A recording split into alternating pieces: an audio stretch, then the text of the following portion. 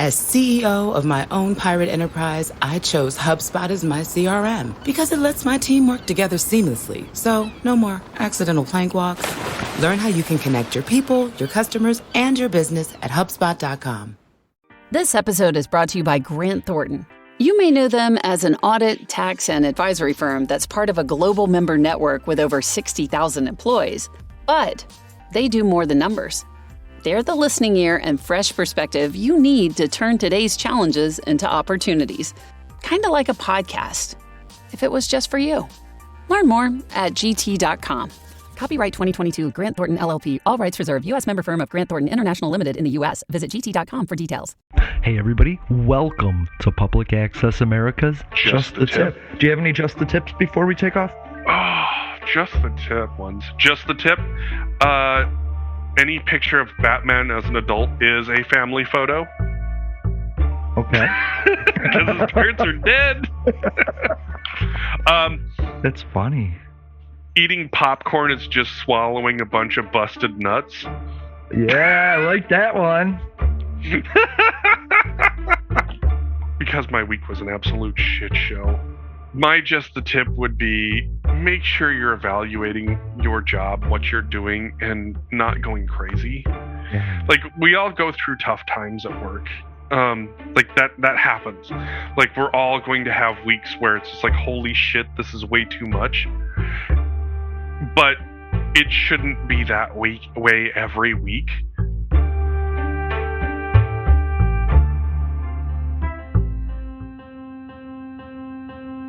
It is time now for something positive. We might be headed to the promised land, speaking the truth and finding our external liberty once we internally liberate ourselves. Problem can only be solved when there is a kind of coalition of conscience.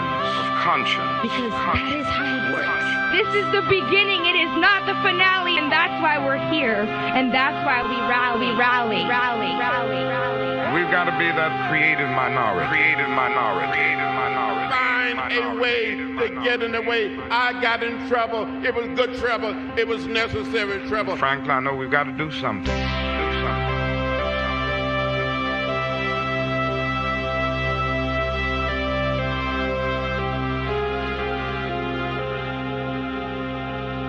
Fantastic. But he's a beautiful guy.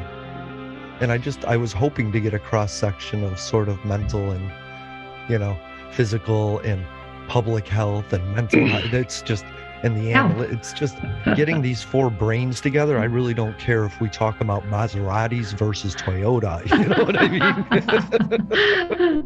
Yeah. It's always going to be interesting. Hello, everybody. Welcome to Public Access America. My name is Jason. His name is still Jeffrey. We get together once a week to talk about the week.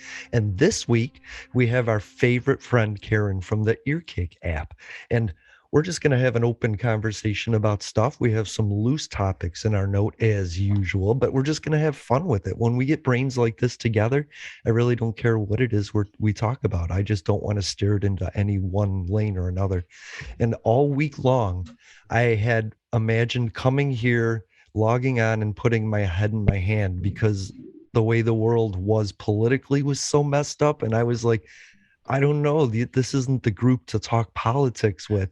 How do I show people the human cost of this stuff without talking about it? You know what I mean? And that's how I came up with the lying liars are liars. Yeah.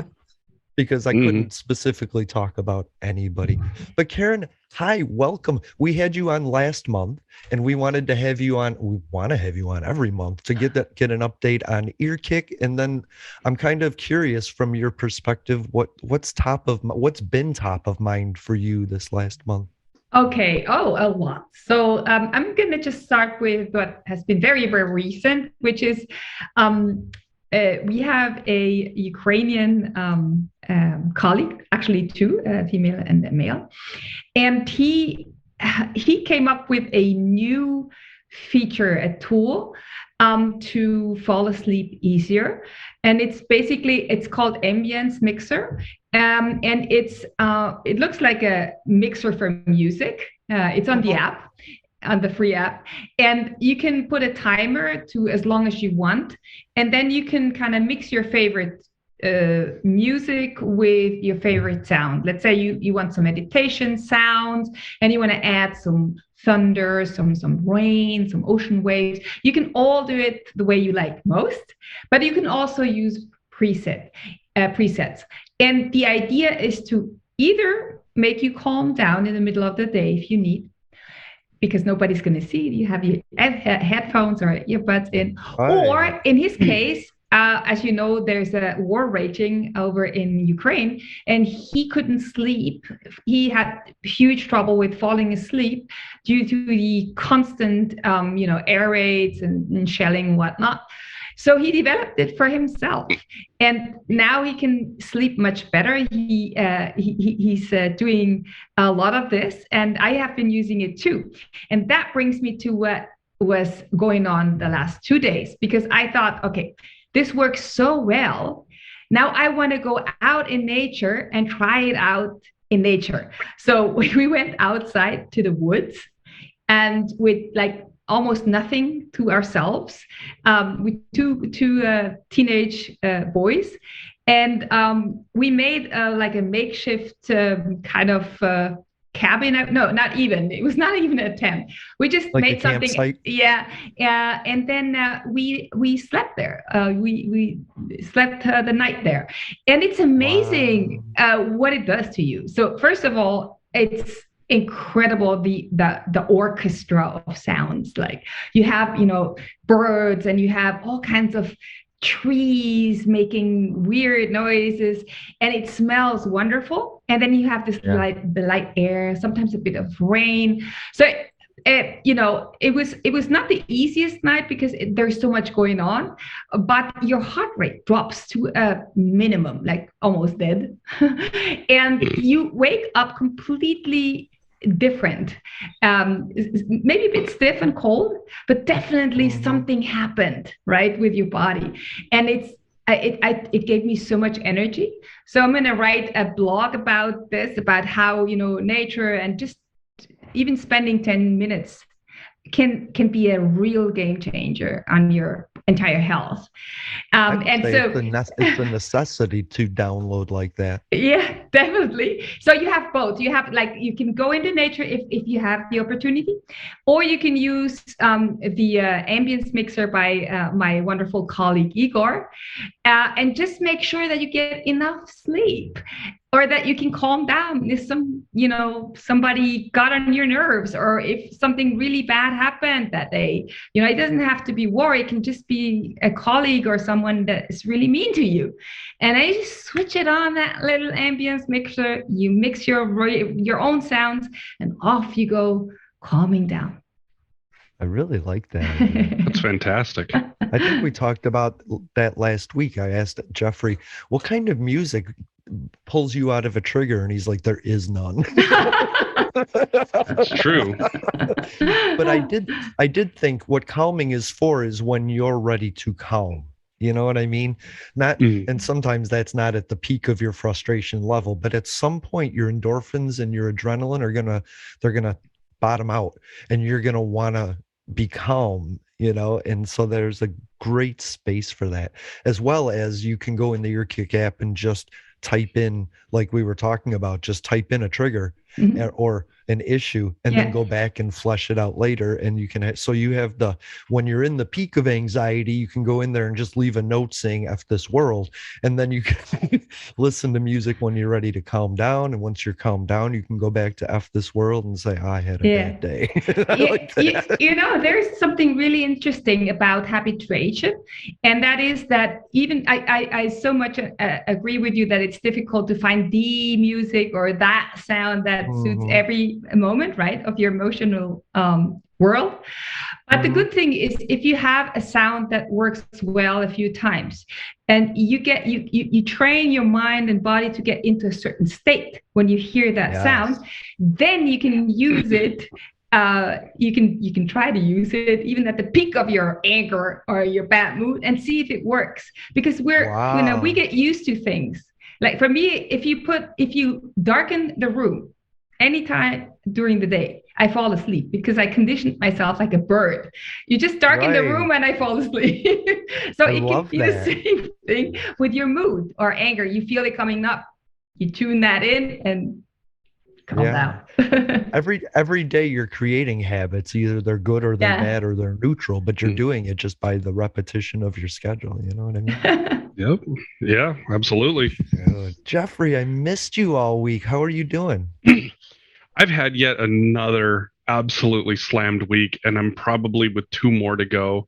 Wow. You know, one of the things, you know, this is, I think, top of my mind is at least here in the US, I don't know what it's been like over in Europe or anywhere else for that matter, but we've had what's called the Great Resignation. Mm-hmm. And so, like, you know, people have figured out that, you know, those who wanted to work from home or continue to work from home, a lot of companies have figured out, oh, we can save a ton of money and not have so much overhead. And so there's been a great shift to work from home, and that has left a lot of us that work in offices severely understaffed in some cases. Yeah. And so Public Access America was on the leading edge of this work from home movement too, by the way. Wow. Work from home before work from home was cool. if this is work, you know, we generate a couple dollars a month. So hey.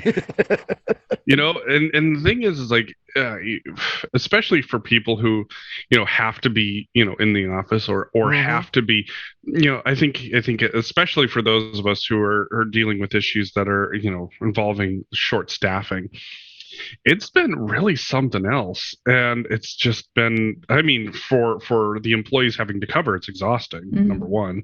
Yeah. You know, plus, you know, and a lot of times on top of that, you're covering multiple positions instead of just like the one that you got hired for. Right. And so it becomes really stressful and you don't get your stuff done. And it takes a while after you get home to finally wind down. But, you know, some of us, it's like, you don't get that chance to wind down because you got to get food on the table. You got to make sure the kids get their homework done. You got to make sure that the dog's not being a total asshole.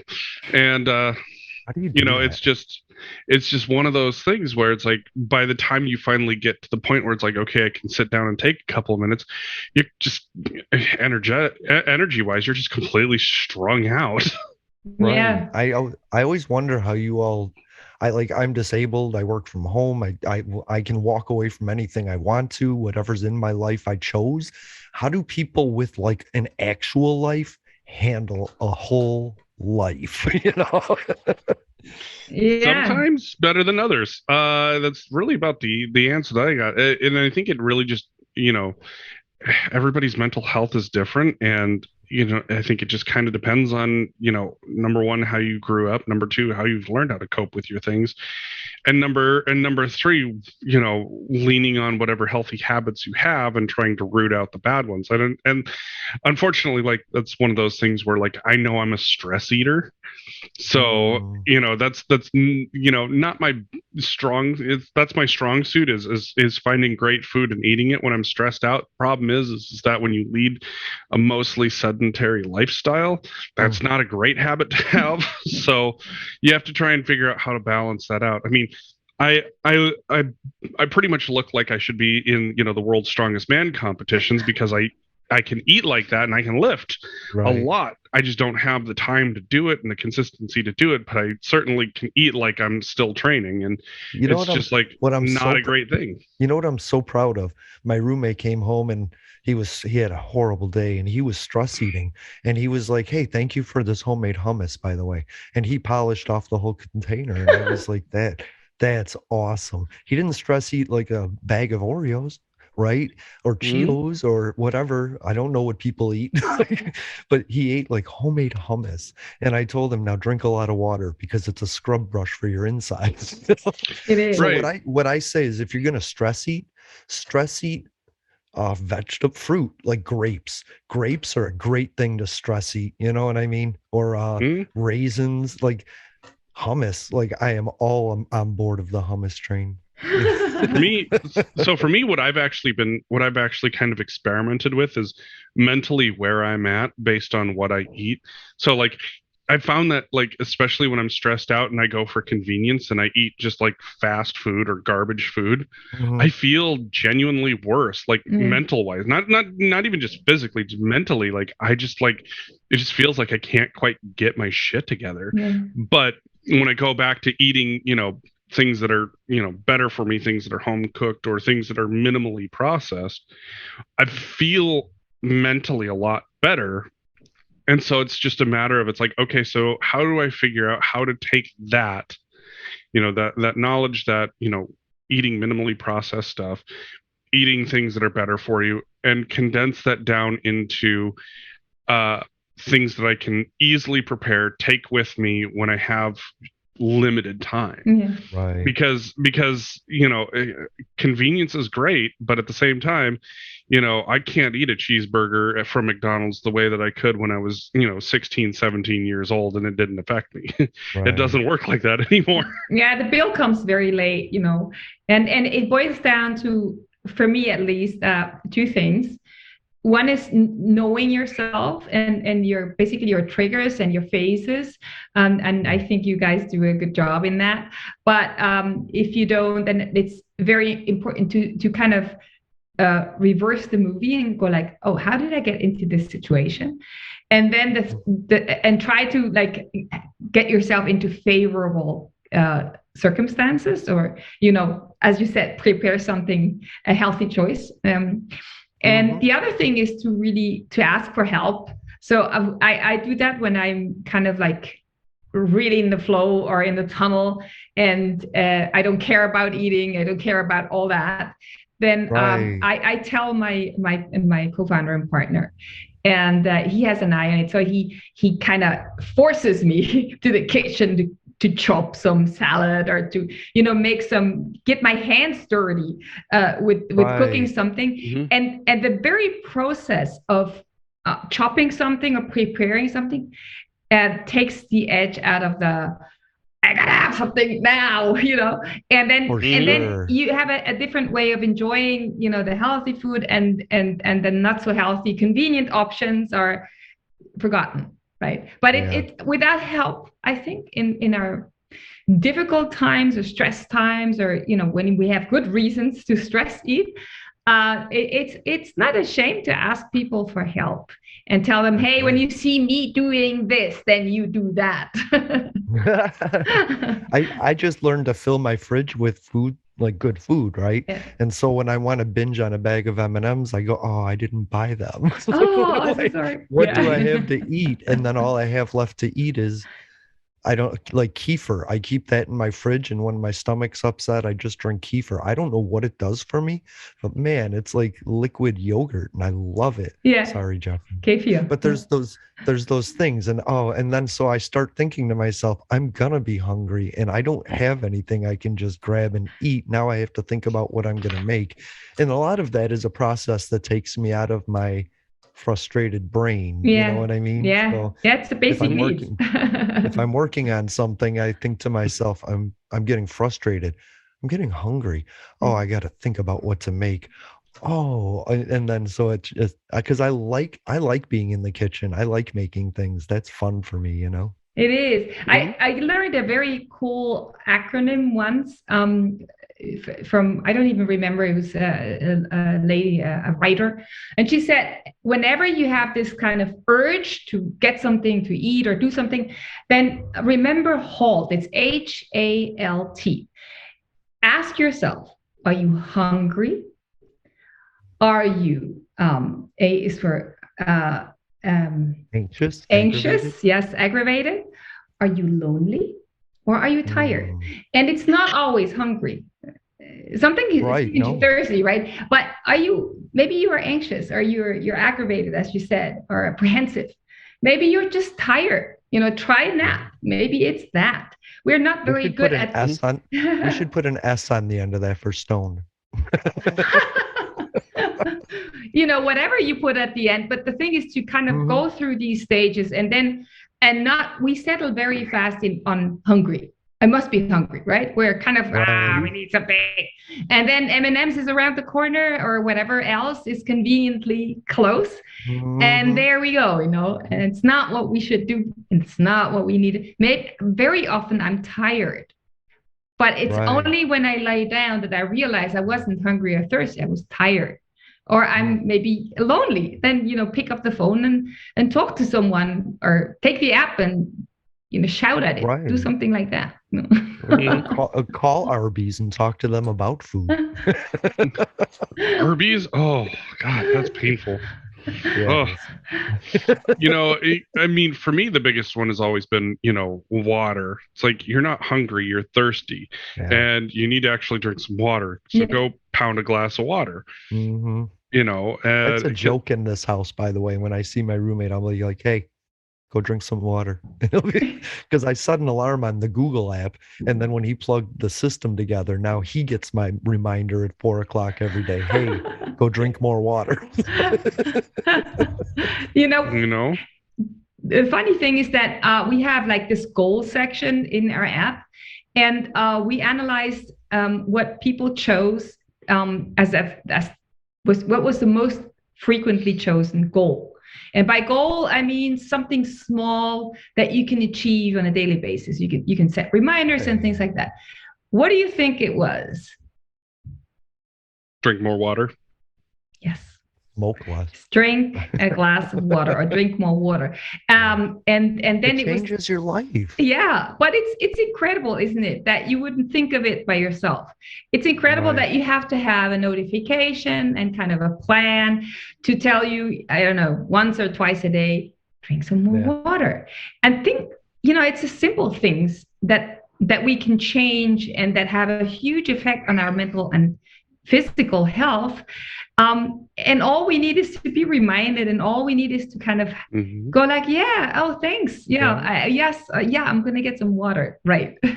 And I think making a plan to accomplish that in months or years time, as opposed to like hours, is important to realize. Like we talk about this all the time, the tiny steps it takes in creating the base for a habit that you can continue doing, instead of cold turkeying it for like 48 hours and then going back to what you did.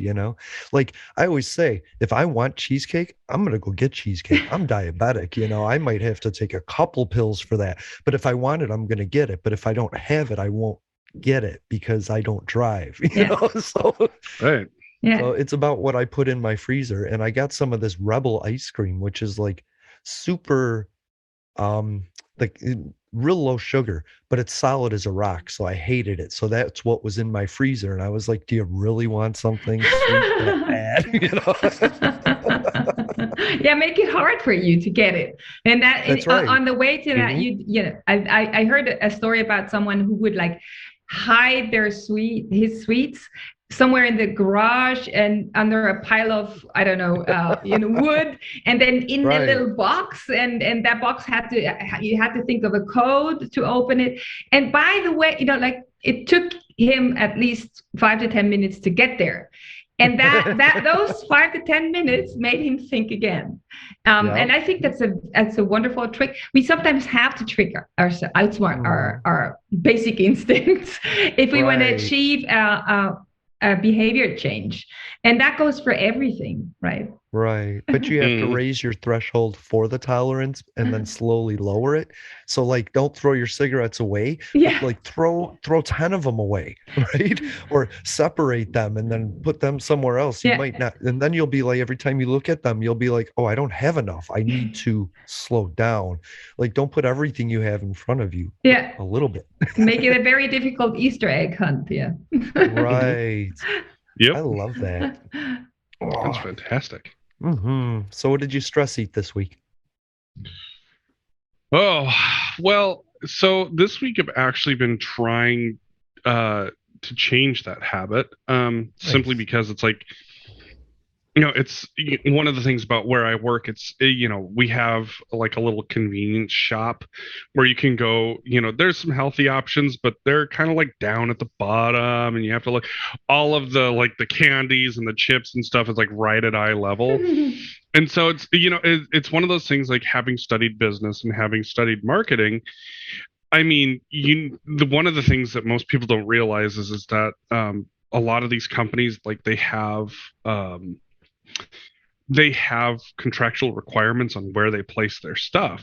So like they pay a premium for having something at eye level, right in that range of, you walk by it, you see it, you're like, yep, that's what I want. You grab that. And that's why typically, like, either your cheaper foods are going to be on the bottom or your healthier foods are going to be up high. They're not going to be at eye level. And so even just within my little workplace, I've looked at that and I'm just like, do I want to get, that candy bar that's right there? It's my favorite one that I've always liked. Yeah, but I can't be doing this anymore. Like if I'm working on my own health, and if I keep going to the candy bar, I'm not going to get anywhere. And so for me, trying to figure out, it's like, okay, when am I, like, why am I feeling hungry? Like, why, like, at what point in the day am I feeling hungry? So with my breakfast routine change, I noticed that I can easily go until my lunchtime, just between having breakfast and drinking black coffee. There's not really any calories in black coffee. So, hey, great, fantastic. I don't need it because I just sit there. It'd be different if I had like a physical job where I'm constantly moving, lifting stuff, twisting around, exerting some force. But what I do is I sit and I read a bunch of different documents. That's not exactly the same. You're burning calories, yes, but you're not burning the same as if you're out there doing physical motion. Wow. So now I've started, trying to do like shakes and stuff at lunch, and then like a light snack about halfway between there to get me to dinner. So that way it's like I'm still getting what I need, but I'm not snacking, not having this full meal that I always feel tired afterwards, and then needing some type of sweet to give me an energy boost to get me through the rest of the day. Right. So that's been the start of the journey this week. It's once again trying to develop that habit. Yeah. I had that argument with my mom about mental jobs versus physical jobs, because I worked in a factory, and she would say, I'm so stressed and I'm just so out of it. And I would say, I just worked for like 9 hours lifting boxes. How could you do it? Like, you sat here all day. And she'd be like, no, you've been moving all day. And we'd have that argument. So I think that's kind of funny. Yeah. I think they're both equally taxing in a way that I don't think the other could imagine. Yeah. I mean, brain work is heavy. It's heavy lifting if you're focused, not if you're zapping from one thing to the other. But if you're really creating, or you're really learning something, or you're really thinking about the future of whatnot, that costs you, I think, in terms of calories, it's the same thing as lifting boxes. It just feels different. I have a trick for myself when I want to test whether I'm really hungry or just kind of like, and I in the morning, I would prepare carrots and a box of them. Because the thing with carrots, you have to chew them, and you can't do that fast. So when you feel like this kind of little hunger or kind of, I just want distraction from the heavy work that I'm doing. And then you start munching on a carrot and it goes away, then it wasn't hunger, right? It was just something else. Funny. I've done that where I've tried to eat the entire carrot because I didn't want it in my hand so I could go back to working, and then I had a mouthful of carrot. You have to chew it because you can't just swallow it. And the other thing that actually works too is to have, at least in my case, I have very, very fixed dates at times in the day where I have lunch. And before that, I go run with my co-founder every day, almost every day. And it's always the same. I get hungry like half an hour before we are supposed to eat. And I would love to just sit down and eat something right away. But then I have to go run, and I go, I grumble and I go run, and it's just half an hour. And oh man, it changes everything. First of all, your thoughts are directed back to just what you're doing, breathing, running, breathing, running, enjoying nature. And then you come back and you feel like, oh my gosh, I've done something so good for myself. Now I'm going to eat healthy. And it just works. I'm not saying it would work in any situation, but for most of the times it does work. And not eating before sleep. Like and 3 to 4 hours. You're planning for the exercise and not the food.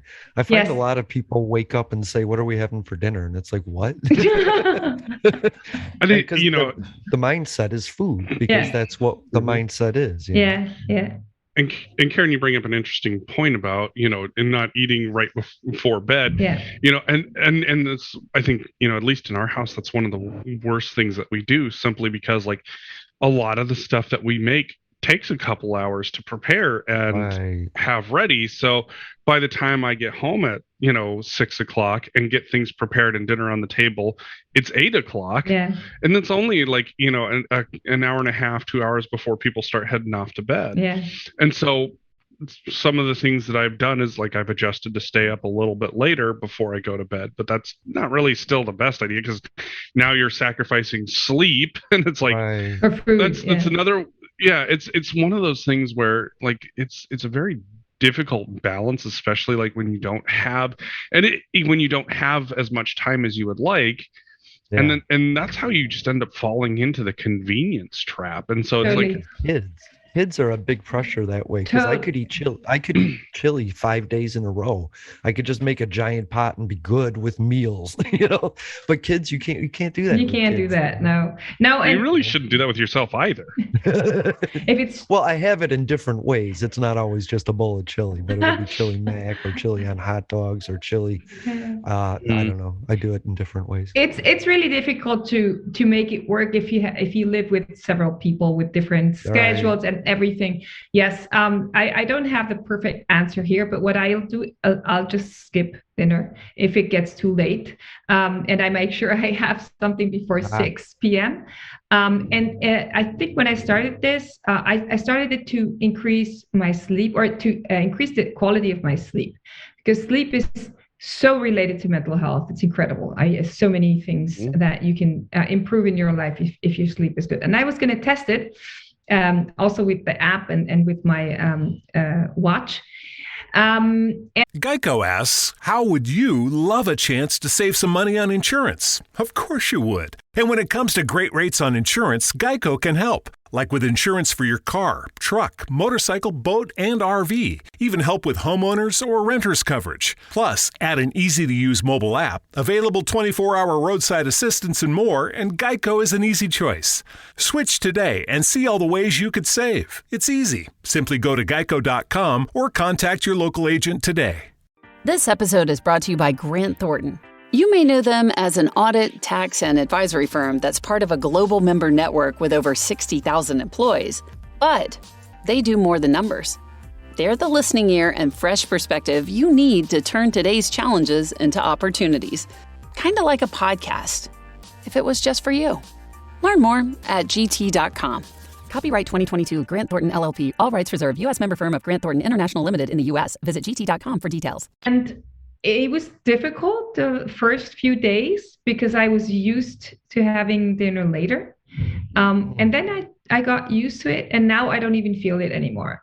It's only when you have social pressure, like you're invited to dinner, then, that's more important. The social aspect of friendships and family is much more important than what you're trying to achieve. And yes, and then you can choose between going to bed later and sacrificing sleep, which I wouldn't do, or just, making an exception for a day or two a month. And that's fine too. But data shows that my sleep was considerably better when I wind it down, not only kind of the being online screen time, but also food and drinks. And you find other things to do. Again, doing it by yourself is hard. But if you have a team of people that I proclaim, okay, guys, this is my plan. Please, everyone help me. And they all chipped in. It's so good, because you don't have to fight against yourself and you're weak. Right. You're weak. body, That's whatever. That's the whole basis of this podcast is crowdsourcing solutions to problems that other people have. Yeah. Like, my mom grew up and she went through so many accidents. I wish she was here so I could say, warn me about this, because she put her arm through windows. She lit a lawnmower on fire. She shocked herself with an electric chainsaw.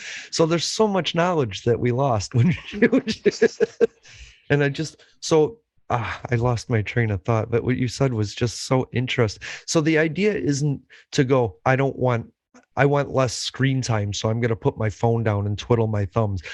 For me, the idea was I want less screen time. I'm going to do more in the kitchen because it's hard to use your screen when you have wet hands, right? Yeah. And so for me, it was finding other things. And the other thing is attach a good habit like you did with the running with a bad habit of eating bad, right? Yeah. So it's like I'm gonna have those M&Ms, but I'm gonna go do something proactive first to earn them. Yeah. And then oftentimes I say, ooh, I'm feeling so good, I don't know if I want M&Ms anymore. I like where I am right now. Yeah. And there is good alternatives to screen time, like in my case, when I don't feel like I usually go for a walk with my partner. Walks. And if I don't have someone to go with me for a walk, then I'll just pick one of my favorite podcasts episodes and I listen to it. So I relax my eyes, but I still have a feeling like, okay, I can wind down with consuming something rather than watching something. Not all the time, but it eases it. Let's put it this way. And I never, I made it a habit to never take my phone into the bedroom. So it's just not going to be in my bedroom. And then, it's difficult because I have very good books on it. So how am I going to read it? And when am I going to read it and stuff? But, you find ways to work around these things. And I'm not saying that it should be forever, but in chunks of time, trying things out that have worked for other people is so cool. I'm so massively curious in everything. So when I hear from you guys, I'm going to try out a few things. And then you stick for it for a while to see if it has the benefit that you expect from it. And if it doesn't have the benefit, you just go for the next one. Yeah. Yeah. Our friend Adam just got his pilot license, and he told me that, and I was like, you are always finding a new and fantastic way to isolate yourself from the world around you, because he does that too. He'll go wander into the woods. He says he does it all the time for the peace. Yeah. And he does the tanks, the isolation tank, the float tanks, and he finds such benefit from removing himself from everything out here. And that helped me to remove all the electronics from my bedroom and kind of make that a cave. You know? Yeah. The cave and the darkness where you fall asleep immediately because it's all you do.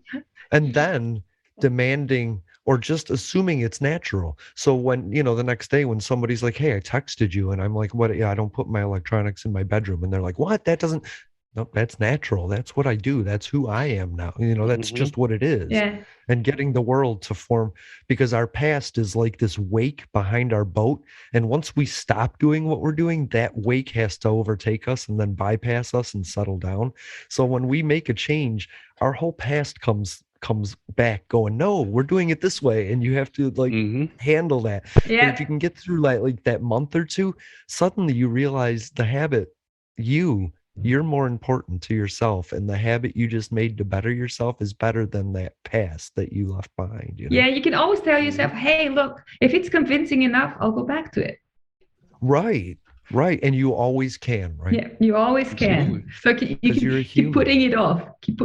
Right. I always said I didn't want to quit smoking because I knew I would quit quitting, and I don't want to be that big of a quitter.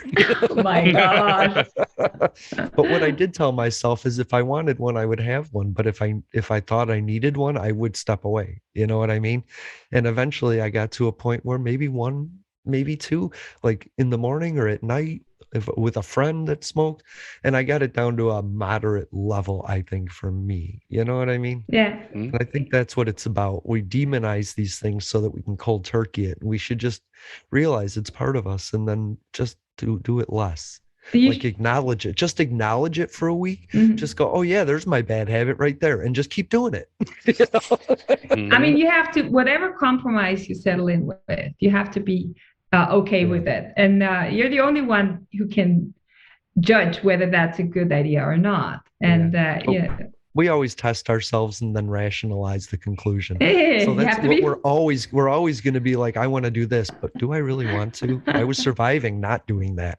So it's this rationalization of going 2 steps forward, 1 step back, I hope. Yeah, just, we all have to be aware of the bills that come in later. And I'm 51 now. Me too. Bills do come. Yes. And when I hit 40, I realized everything that hurt was about to kill me. And then when I hit 50, I was like, all that stuff that was going to kill me didn't, and I'm still here. Is this a threat or a promise? But it all hurts. It all hurts so bad. Like somebody was like, I'll eat as much sugar as I want. And I was like, and I think about the swollen intestines and, numb feet and high prices of medications before I think about sugar now, Well, and for myself, when I was in high school and I was, especially when I was playing basketball, I would, play basketball 3 hours a night. And then on the weekends, I would play, every night I would play 1.5 games because, small town, I'd play a full game. Then I'd end up playing on the upper team as well. And so as a kid, I could go to pizza and I could eat a large pizza and a family order of breadsticks and a pitcher of soda all on my own. And now it's like 2 slices and I'm over here going, oh God, that was a terrible decision. Why did I do that? How the hell did I do this when I was a kid? Yeah. My roommate eats a frozen pizza and he's like, and that's garbage. And I was like, no, you work at Lowe's. You're 330 pounds. He used to be 400, but he started walking more. And now I'm like, and it has fruit, it has vegetables, it has dairy, and it has grain. Like it is your balanced meal if you use it. I can't put that many carbs in my body because I don't move that much. That was one of those for a while I was trying different convenience hacks when I was living by myself, and so what I'd do is I'd just buy whatever cheese pizza there was, but then I would chop up all the vegetables that I was going to put on it, and then I would put that on top of this pizza, bake it, and I go from having this garbage cheese pizza to having a garbage cheese pizza, but there's a ton of veggies on top of it at least. So, it's like, okay, I can deal with, or, especially if you've got grocery stores that have stuff pre-sliced already. Hey, great. You can throw on a bunch of mushrooms and bell peppers and whatever else you want to throw on there. Heck yeah. And you can at least make it a little bit better than what it was and not have the massive time commitment of, I like to make my own pizza, don't get me wrong, but it takes a while to make your own pizza. It does. Yeah. But if you think about what that food is doing for you instead of how it tastes, you might pick something different.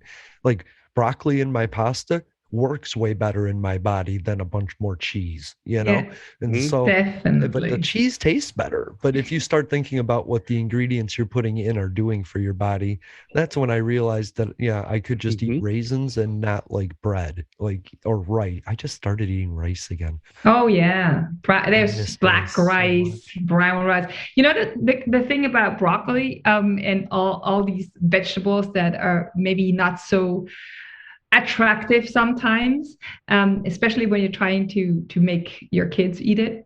I found that if you can marry it with a very nice memory or an experience that is very positive, right?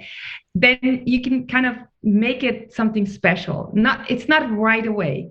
But if broccoli is always eaten at a certain day in a certain circumstance, let's say on a pizza, for example, you can slowly increase the attractiveness. And at some point, maybe it overtakes the cheese and overtakes all the other stuff. But it takes time. All these things, I think we would all be better off if we accepted that change takes time. And that if we can do these changes in very small steps and just stick with it and get our help from outside, to adhere, we would be so much more successful. And you know, as you said, 3 steps forward and 2 backwards, that's not the way to go. No. Normally it's better to do very little steps and then have 1 step and stay there, and then do the next step and stay there. Like, you know, you'll win the race. That just reminds me of like I never liked broccoli as a kid until my mom made cheesy broccoli one time. Wow. One time. And I loved it. Probably because I love cheese. And the next time my mom made broccoli, she didn't make cheesy broccoli. It was just regular broccoli, and I had it and I still enjoyed it. Yeah. And so I was like, okay. I think, you know, and at least like for myself, I found out that my aversion to vegetables that I had to basically try and overcome as an adult was simply because like we grew up so poor that what we could afford was the canned stuff. And anybody who has ever had garden fresh peas or frozen peas versus canned peas, right? Like it's not like I'm convinced it's not the same vegetable, because canned peas are just absolutely horrific. They're terrible. Agreed. But fresh peas or frozen peas, once you got them warmed up, they taste great. They're fantastic. They're nice and sweet. They're enjoyable. Yeah. And it's not the same. It's same with like any number of different vegetables I had as a kid. Like I did not like them. You know, luckily Debbie's an amazing cook, and so a lot of the vegetables that, you know, I had despised as a kid, Debbie would cook it and be like, "Here, eat this and don't bitch about it." Right. And I would eat it, and I'm like, "Oh my God, this is so good. How have I never liked this?" And the response was, "Well, you just never had a good version of it." Yeah, that's right. Yeah, or the surroundings for it. You know, again, the woods in the forest. You fry that egg on, you know, real fire, and you put a slice of bread, not in the toaster, but on the fire, and the kids go like, "This is delicious," you know. Right. No thoughts of, oh, where's my, I don't know, granola, or can I have some jam? Can I have some peanut butter? No, it's so good because it fits the surrounding, and it's a wonderful experience. And you can play on that when you go home and say, okay, now we're gonna have egg again, you know, like, and try to remember the woods and how it felt, you know, having built this little shack and all that. So I think we can go a long way with ourselves too, by attaching something that we want to change to a nice memory, or to something that speaks to our heart, right? That can help. I think making it myself, making it from scratch, is that what you're talking about? Like frozen broccoli in a food processor, dump that into some tomato sauce with some store-bought raviolis, and I have this pretty great meal. And I used to dump ground beef into that, or in my pasta, but now I'm just finding food processed frozen broccoli works great with garlic. Yeah. It's just it's awesome. And I feel like, oh my God, I discovered the Plymouth Rock here. Like I know, you know what I mean? I know how to, like, I was this year's old when I realized tomato paste in a can, tomato sauce from a can is ragu, just without the dump of seasoning. Yeah, I mean, that's a convenience that makes sense. Frozen fruit, you can make so many good dishes, healthy dishes with frozen food. Frozen vegetables. The thing is if that's the only thing in your fridge is the frozen fruit or frozen vegetables, when you're hungry, you have to make that work, and you have to make it flavorful. Yes. But I'll tell you, if you went out in the woods and you had a dozen eggs and 4 Snickers bars, your kids wouldn't have been eating those eggs. Well, we hid 2 chocolate Easter bunnies in a cave, and made them look for them, and they had so much fun. Yes. And why then, didn't we start this with that? All right, hiding Easter bunnies in caves. Well, they had to look for it. I wanted them to be, you know, to keep that curiosity going, and that you know. And I had bought them for Easter, and you know, for some reason we didn't give it to them. And then they said, hey, now you have to, you can eat a little bit, but you have to portion it because we don't know what's going to happen. Maybe we have to stay in this forest and, you can't have it all. So just, one ear and then we see tomorrow. And they did. And they really did, because we were in this environment where it was clear to them. They don't know what the night is going to be like. They have no clue what the next day is going to be like. So they did. Right. They did a great job. And they would have preferred the eggs, I would say. Man, breakfast eggs over a campfire. So good. Yes. I have a lot of memories. Like, there's my grandfather used to make something we call crick fries, and it's cubed up potatoes, onions, bell peppers, just salt, pepper, and butter. It's really simple, but there's just something about that over a campfire. It just is different, and it's so delicious. Heck yeah.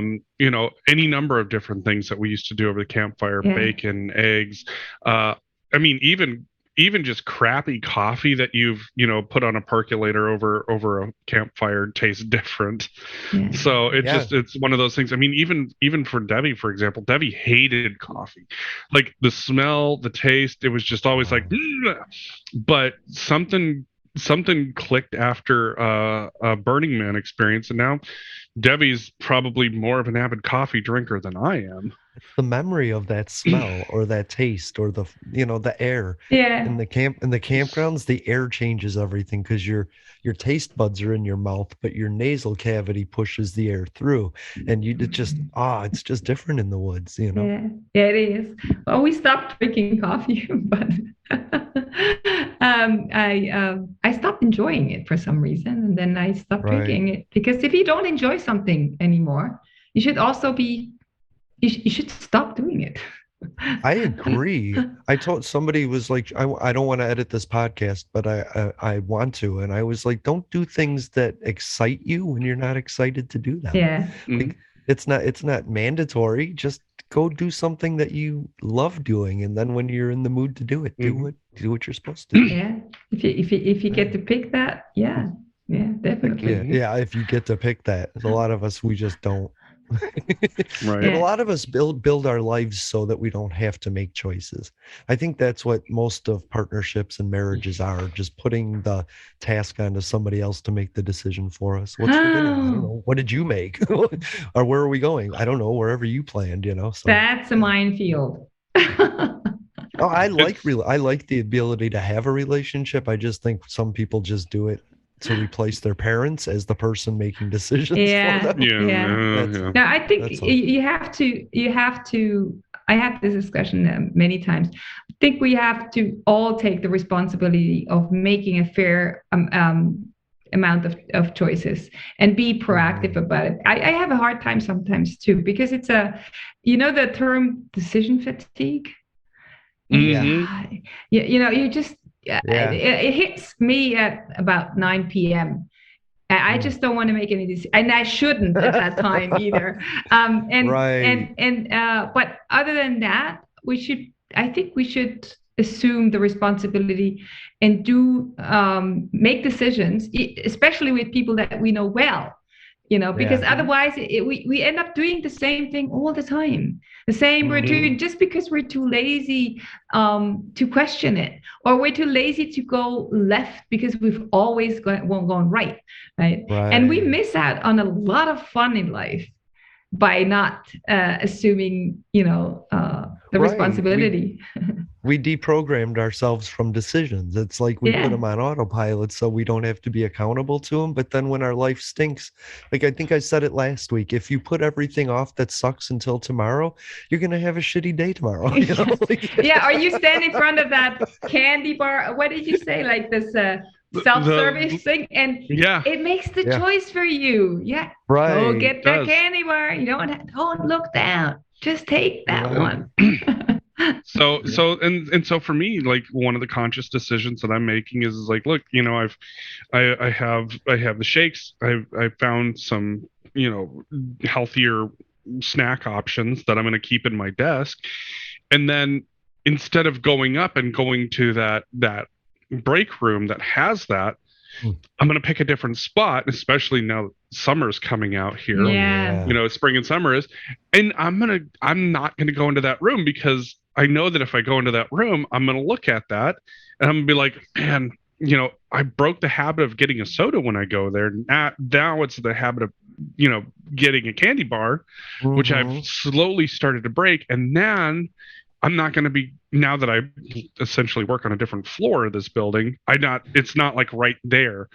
And so like, it's like, if I want that, I have to go out of the way, or I make a convenient choice for myself, a healthier, convenient choice for myself. And I make that more accessible than going to another place. And suddenly it's like, okay, well, I'm going to let myself be lazy and not go up there. Right.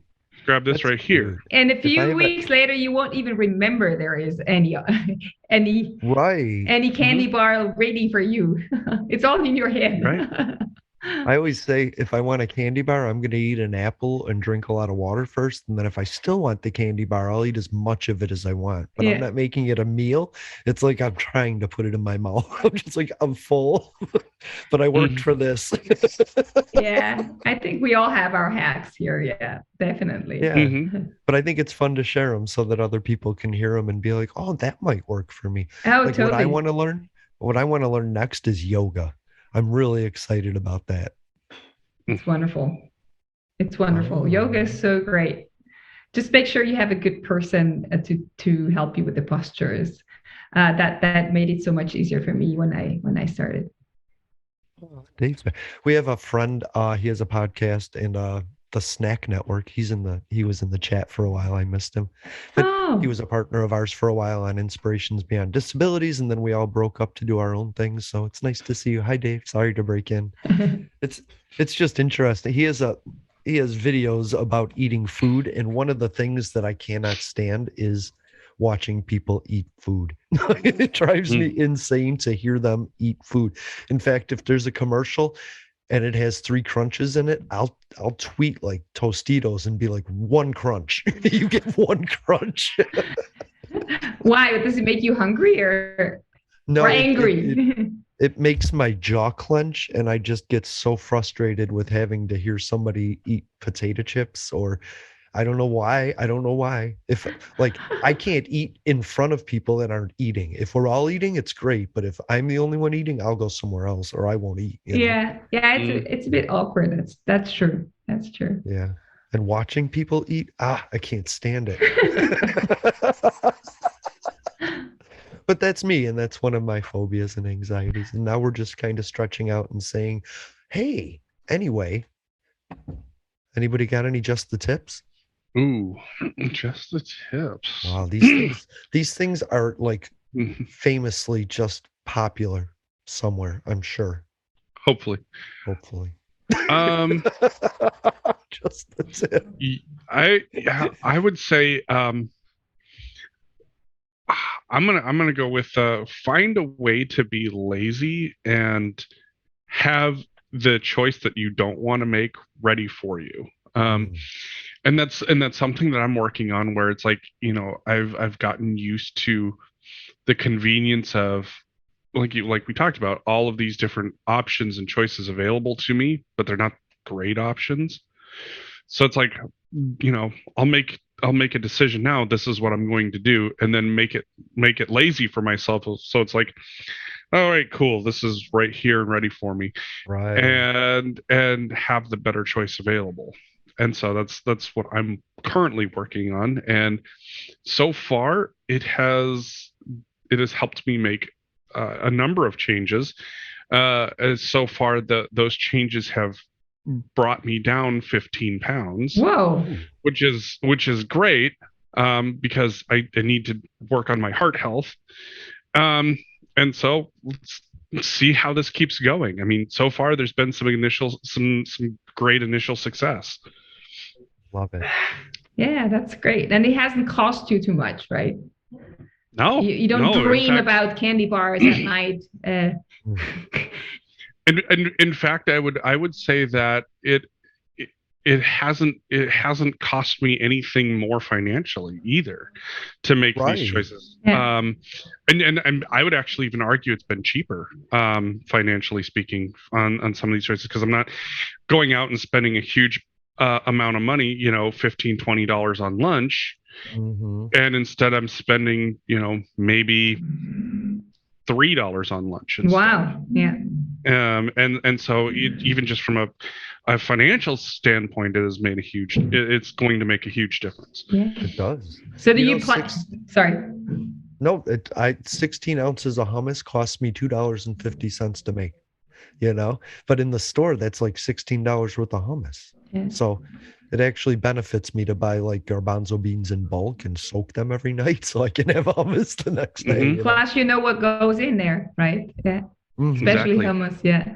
So you should actually take the money that you save, Jeffrey, and then treat yourself to something really cool. Ooh. And so far, what that is going to be is I'm treating myself to getting myself out of debt. Oh, that's good. So you have a big, a big chart where you can, check it off every time that you made progress on that. Yep. Oh, man. One candy bar at a time. That's great. Yeah, one candy bar, one lunch, one fast food lunch, or one expensive lunch at a time. It really does add up.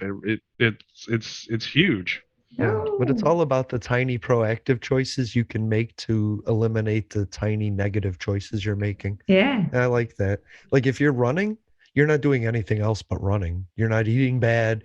You're not having any other bad habits. You're just running, and that fills the time that you would use twiddling your thumbs and picking up a new bad habit.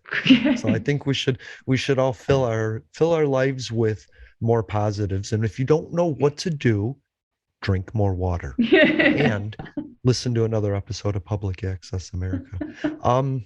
Yeah, my tip is to go get the EarKick app because this thing is fascinating. Thank you, Karin. And you're going to stick around, right? Of course. Okay, then this is the end of this show. Thank you for listening to Public Access America. Go get the EarKick app, listen to more Public Access America, drink more water, and make better habits. We are going to come back for the next episode, which will be our Thursday episode, which I'm exciting about. If you're listening to the live stream, you get to hear it. But if you're listening to the podcast, bye.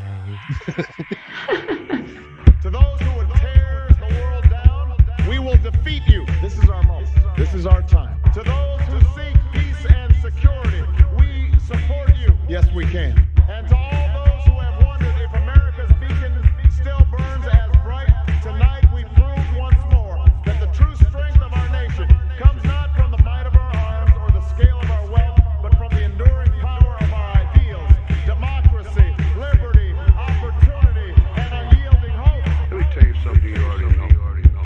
The world ain't all sunshine and rainbow. It's a very mean and nasty place, and I don't care how tough you are, it will beat you to your knees and keep you there permanently if you let it. You, me, or nobody is gonna hit as hard as life. Ask not. Yes, we can. What your country can do for you. I have a dream. Ask what you can do for your country. I, poor little children. Yes, we can. One day live in a nation where they will not be judged by the color of their skin, but by the content of their character. I don't have to tell you things are bad. Everybody knows things are bad. It's a depression. In this lifetime, you don't have to prove nothing to nobody except yourself. But it ain't about how hard you hit. It's about how hard you can get hit and keep moving forward. How much you can take and keep moving forward. That's how winning is done. Welcome to Public Access America. Yes, we can. Sunday live streams on YouTube, I wanted to run out of that tunnel for my dad. on Twitter, What?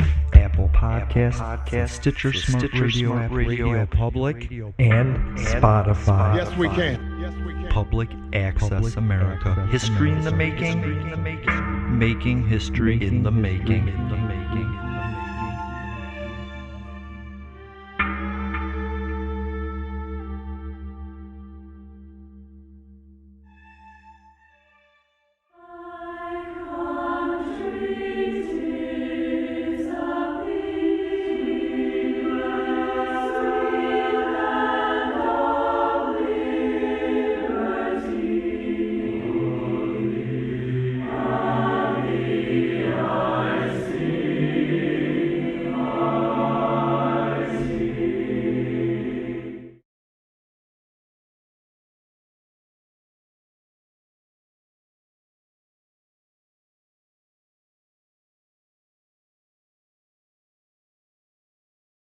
Geico asks, how would you love a chance to save some money on insurance? Of course you would. And when it comes to great rates on insurance, Geico can help. Like with insurance for your car, truck, motorcycle, boat, and RV. Even help with homeowners or renters coverage. Plus, add an easy-to-use mobile app, available 24-hour roadside assistance and more, and Geico is an easy choice. Switch today and see all the ways you could save. It's easy. Simply go to geico.com or contact your local agent today.